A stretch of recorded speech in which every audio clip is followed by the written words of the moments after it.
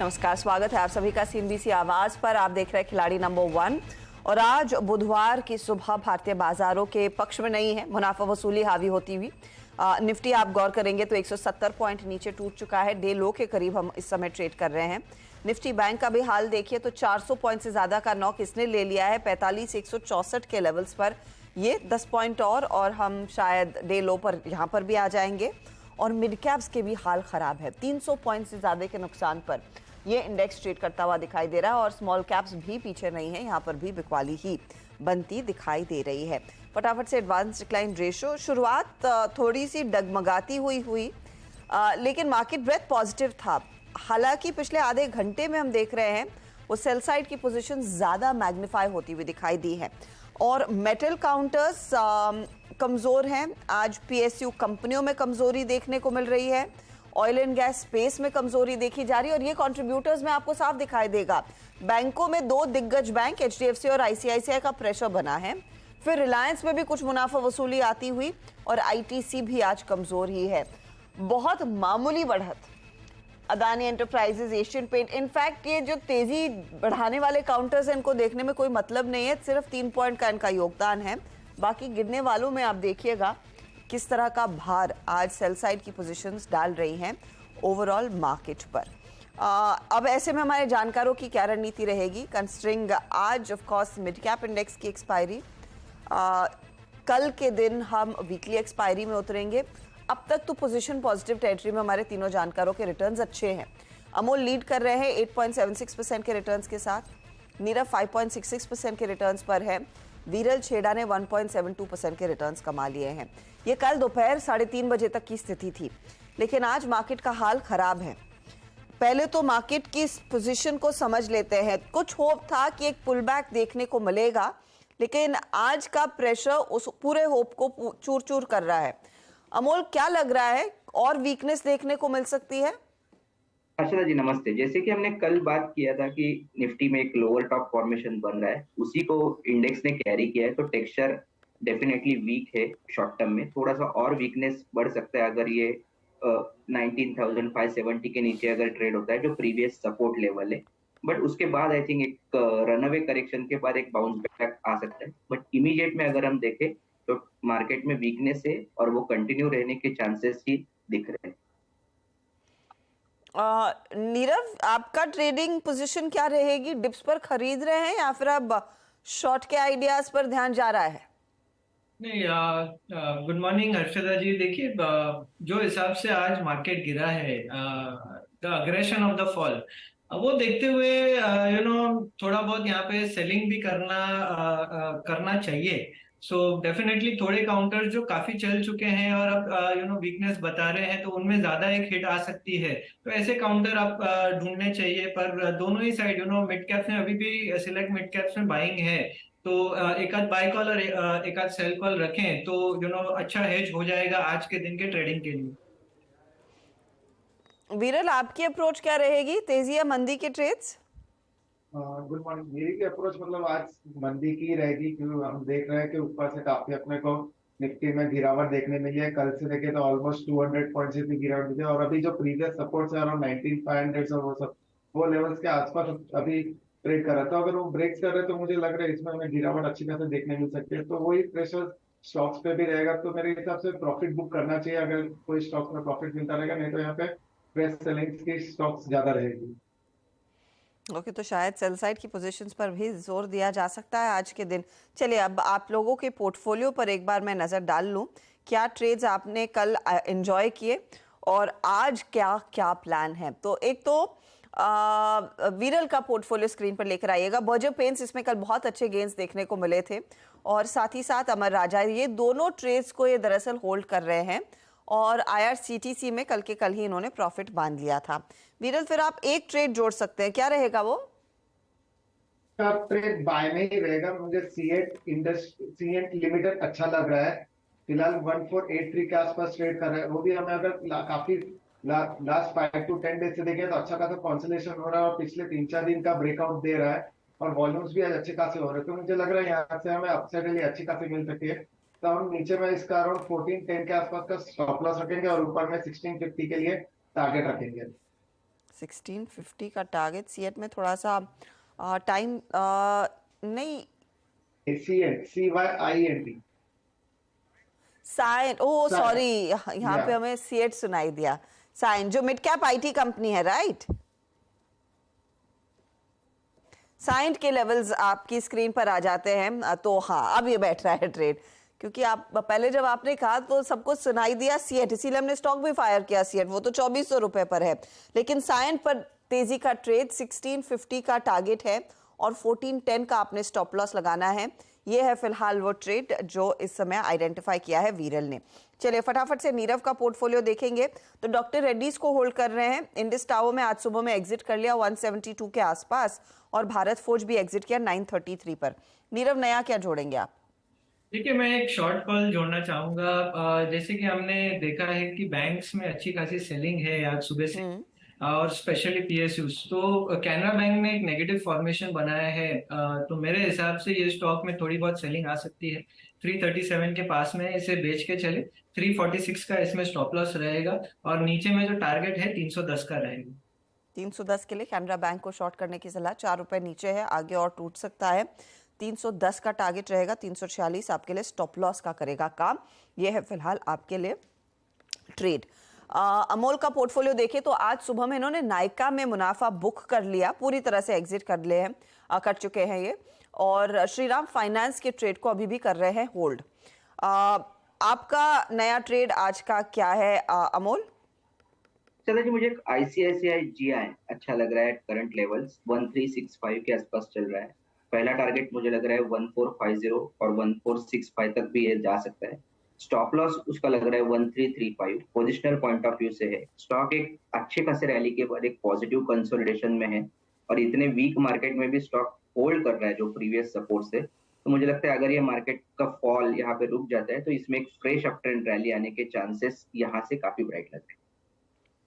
Okay, तो आप कह रहे हैं 1465 के लिए तेजी का ट्रेड। ICICI लॉम्बार्ड में 1335 आपके लिए स्टॉप लॉस के तौर पर करेगा काम। ये है फिलहाल वो राय। एक बाय साइड का ट्रेड, एक ट्रेड आया है। अमोल और नीरव एक और ट्रेड जोड़ सकते हैं। अब वो आगे जोड़ेंगे या फिर आगे ही जोड़ना पड़ेगा, क्योंकि हम मेट्रो ब्रांड्स पर बात करेंगे, लेकिन इस कार्यक्रम के दौरान जोड़ेंगे या फिर दोपहर में एक और ट्रेड आएगा उसकी बातचीत होगी। लेकिन अब मेट्रो ब्रांड्स आपकी स्क्रीन पर रखते हैं। और कई इन कंजम्पशन कंपनियों में हमने एक चीज देखी है कि थोड़ा सा मार्जिन्स पर दबाव बनता हुआ दिखाई दिया है। अब मेट्रो ब्रांड्स आज के दिन करीब 5% के गेन्स पर ट्रेड करता हुआ दिखाई दे रहा है, लेकिन नतीजे में आपको बता दूं रेवेन्यू में डिसेंट ग्रोथ है, करीब 14% तक का इजाफा देखने को मिला, लेकिन मुनाफे में दबाव आया, लगभग 15% का प्रेशर रहा है मुनाफे में। इबिट लेवल थोड़ा सा फ्लैटिश ही है, और साथ ही साथ मार्जिन्स आप देखेंगे तो मार्जिन्स भी ट्रिम हुए हैं। मेरे साथ इस समय कंपनी के CFO जुड़ रहे हैं, उनसे डिटेल में बातचीत होगी कि यहाँ से आगे की स्थिति क्या है और किस वजह से दरअसल प्रॉफिटेबिलिटी पर थोड़ा सा प्रेशर आया। कौशल पारेश हमारे साथ है। कौशल, स्वागत है आपका। पहले तो ये मुनाफा जो कुछ दबाव में है, इसके पीछे क्या कारण है? अर्चना जी, पहले तो बहुत बहुत शुक्रिया आपके चैनल पे मुझे इनवाइट करने के लिए। जैसे कि हमने देखा है ना, हमने CBL अक्वायर किया था लास्ट ईयर में Q3 में, और जैसे हमने गाइडेंस दिया था CBL में for initial 2 quarters of this year we are expecting losses to be in that range of 14 to 15 crores, जो वो रेंज में रहे हैं। इनफैक्ट रेवेन्यू कम होने के बावजूद हमारा लॉस 14 crores पे ही है। अगर आप हमारे स्टैंड अलोन नंबर्स देखें तो we have reported very strong numbers. Sales growth 12% growth पे है वर्सेस लास्ट क्वार्टर Q1, जहां पे जैसे आप लोग को पता होगा good amount of pent-up buying थी कोविड रीओपनिंग के वजह से। Q1 लास्ट ईयर में बहुत सारे मैरिज डेट्स भी ज्यादा थे as compare to this quarter. इसके बावजूद ये क्वार्टर में we have shown 12% top line growth. अगर आप हमारा EBITDA on a standalone basis देखें तो वो रॉक सॉलिड 35% पे है, एंड पैट अराउंड 19% पे है। तो on a stand alone basis numbers काफी स्टेबल एंड स्ट्रॉन्ग है, जैसे हमने गाइड किया था वैसे। On a consolidated basis also as per our guidance in last quarter ये साल में वी एक्सपेक्ट टू कंप्लीट जो हमारा एक्सेस इन्वेंट्री का लिक्विडेशन है सीबीएल में, वो पूरे साल में कंप्लीट होगा। तो फर्स्ट 2 क्वार्टर्स में लॉसेस अराउंड 14-15 करोड़ के रेंज में रहेंगे, जो वो रेंज में है ये क्वार्टर के लिए भी, and then we will see losses moderating over a period of time. So ये प्रिसाइज रीजन है why you seeing on a consolidated basis slight hit on the profit margins. Kaushal, कल मैं गो फैशन के मैनेजमेंट से बात कर रही थी, वो भी डिस्क्रिशनरी स्पेंड्स पर ही कंपनी चलती है, आपकी कंपनी भी डिस्क्रिशनरी स्पेंड्स पर चलती है, आप फुटवेयर में हैं, देयर इनटू गारमेंट्स। उन्होंने कहा कि कुछ कंजम्पशन डिस्क्रिशनरी साइड पर कम हुआ है इस पर्टिकुलर क्वार्टर में, कंसिडरिंग वो हायर बेस पिछले साल देखने को मिला था, वही जो आप कह रहे हैं कि थोड़ा सा वेडिंग सीजन का फायदा मिलता हुआ दिखाई दिया था। अब क्या आप ऑन ग्राउंड उस कंजम्पशन में कमी आता देख रहे हैं जब आप आइसोलेशन में इस पर्टिकुलर क्वार्टर को एनालाइज करते हैं, और क्या ये कंसर्न रहेगा? जैसे कि मैंने बोला,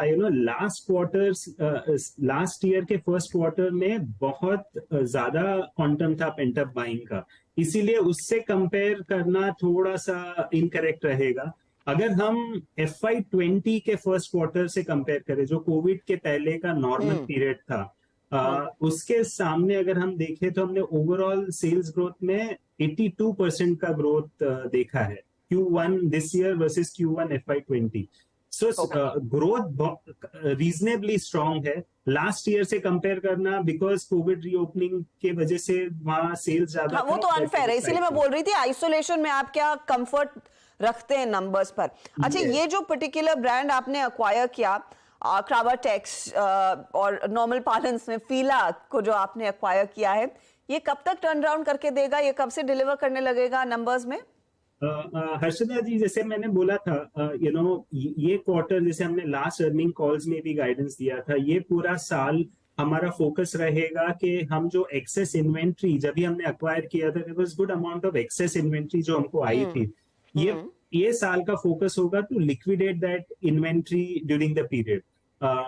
सो फर्स्ट 2 क्वार्टर में we are expecting our loss to be in this range of 14-15 crore, and then वो नॉर्मलाइज होना शुरू करेगा। sometime in H2 FY25 we are expecting that we would start hitting the break even mark. Okay, fair enough. Store opening को लेकर इस साल आप क्या टारगेट कर रहे हैं? साथ ही any idea if you could give us, जो आपके एग्जिस्टिंग स्टोर्स है उसमें SSG क्या है, सेम स्टोर सेल्स ग्रोथ क्या रहेगी? हमने 100 स्टोर का टारगेट दिया था फॉर दिस ईयर। 2 साल में 200 स्टोर का टारगेट था, सो ये साल का 100 स्टोर का टारगेट था। ये फर्स्ट क्वार्टर में हमने 27 स्टोर्स नेट बेसिस पे ओपन किए हैं, so we are very well on track for ये जो हमारा टारगेट है वो अचीव करने के लिए। वी फील एक्सट्रीमली कॉन्फिडेंट कि वो नंबर हम अचीव कर पाएंगे। सेम स्टोर ग्रोथ नंबर हम डिस्क्लोज नहीं करते, सो अनफॉर्चुनेटली मैं आपको वो नहीं बता पाऊंगा, बट जैसे मैंने आपको बोला, Q1 FY20 से हमारा ओवरऑल ग्रोथ 82% रहा है। ड्यूरिंग दिस पीरियड अगर हम लोग हमारे न्यू स्टोर ओपनिंग का नंबर देखें तो वो अराउंड 45-50% का रहा है। So obviously balance growth is organic growth coming from जो हमारे एग्जिस्टिंग दुकानें हैं। मैं फाइनली आपसे ये पूछना चाहूंगी, किस कैटेगरी में सबसे ज्यादा स्केल आपको देखने को मिल रहा है Q1 में, और क्या ड्राइविंग फैक्टर रहने वाला है for the rest of the year? Harshada ji, all categories are performing. थोड़ा सा सीजनलिटी इम्पैक्ट होता है, जैसे कि Q1 में हमारी जो क्रॉक्स ब्रांड है उनके लिए दिवाली जैसा पीरियड होता है, तो ऑब्वियसली क्रॉक्स बहुत अच्छा बिकता है। But on a overall basis जो ट्रेंड हमने लास्ट टाइम भी देखी थी और ये हम काफी सालों से देख रहे हैं, कैजुअलाइजेशन का एक ट्रेंड है जो पिकअप करेगा यहाँ से और फर्दर। सेकेंड है स्पोर्ट्स एंड एथलीजर, एज जैसे कि कोविड में इसको बहुत अच्छा फ्लिप मिला था, and we expect this to continue going forward. And इसी के वजह से जो फीला ब्रांड हमने अक्वायर की है, we feel very optimistic and enthused about this category, because ये कैटेगरी, ये ब्रांड के वजह से अभी हमारे पास एक ब्रांड है जिसका हमारे पास पूरा कंट्रोल है, और वो स्पोर्ट्स एंड एथलीजर सेगमेंट में डील करती है, which is the fastest growing segment in the entire footwear space. बहुत बहुत शुक्रिया कौशल पारेख हमारे लिए समय निकालने के लिए। तो डिस्क्रिशनरी स्पेंड्स में इनको नहीं एक्सपीरियंस हो रहा है किसी तरह की कमी। पिछला साल एक बहुत स्ट्रॉन्ग साल था, उसके सामने नंबर्स थोड़े से फीके दिखाई देंगे, लेकिन लोग आकर खर्च कर रहे हैं और लगभग सब कैटेगरीज में वो सेल्स पिकअप होता हुआ दिखाई दे रहा है। बहुत बहुत शुक्रिया हमारे लिए समय निकालने के लिए। स्टॉक में हमने देखी अच्छी तेजी, मेट्रो ब्रांड्स आपकी स्क्रीन पर लेकर आएंगे, 4% ऊपर है स्टॉक। लेंगे एक ब्रेक, फटाफट लौटेंगे। एक एक स्टॉक अमोल और नीरव जोड़ सकते हैं, उनसे भी बातचीत होगी आगे।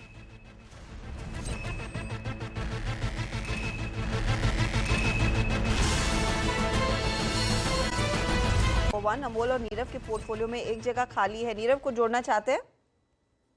नहीं हर्षदा जी, मैं वेट करना चाहूंगा। मेरे हिसाब से सेकेंड हाफ में 19,500 के पास से एक अच्छा सपोर्ट बन सकता है। तो अगर वहां से बाइंग आती है तो मैं सेकेंड हाफ में बाय कॉल देना चाहूंगा। अमोल?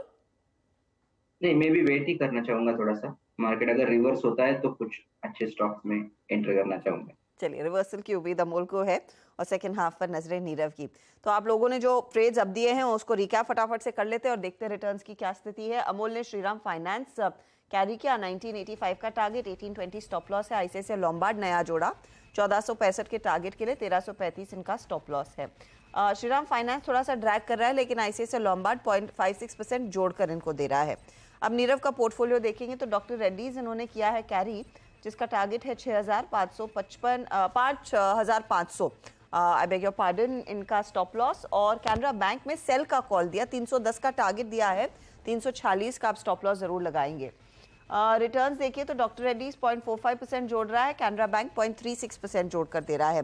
वीरल ने 2 ट्रेड्स अभी भी बनाए रखे और एक नया जोड़ा। जो नया आया है वो है सायंट, 1650 का टारगेट और 1410 का स्टॉप लॉस। अमर राजा फिर 700 के लिए कैरी कर रहे हैं, 620 इनका स्टॉप लॉस है। और बर्जर पेंट्स भी कैरी कर रहे हैं, 780 का टारगेट, 670 का स्टॉप लॉस वहां पर। रिटर्न्स देखिए, बर्जर आज भी इनको जोड़कर दे रहा है, आधे % से ज्यादा। सायंट 0.47% जोड़ रहा है, लेकिन अमर राजा में करीब करीब आधे % का थोड़ा सा मुनाफा वसूली का दबाव बनता हुआ। अब ओवरऑल रिटर्न्स की स्थिति 9% के रिटर्न्स पर अब अमोल है, 5% के रिटर्न्स हो गए नीरव के, और वीरल 1.22% के रिटर्न्स पर बैठे हैं। ये है आपके लिए ताज़ा तस्वीर खिलाड़ी नंबर 1 की। एक एक ट्रेड अमोल और नीरव आगे जोड़ेंगे, दोपहर में उसका इंतजार रहेगा। और वीरल अगर कोई बदलाव करते हैं अपने पोर्टफोलियो में, उसका अपडेट भी आपको मिलेगा।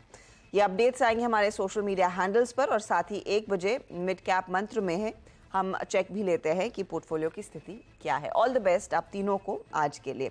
लेंगे एक ब्रेक के बाद ध्यान कमोडिटी मार्केट के एक्शन पर। आप बने रहें CNBC आवाज के साथ।